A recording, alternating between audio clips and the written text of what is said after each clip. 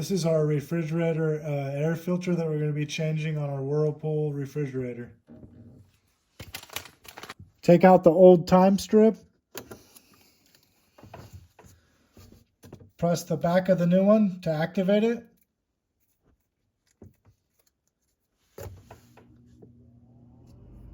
It'll let you know when your 6 months is up. It'll turn red like this old strip right here.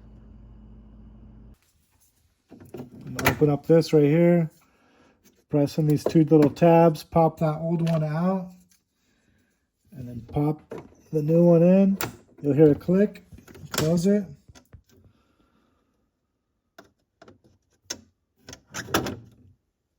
This air filter reduces common food odors and it's 15 times more powerful than baking soda.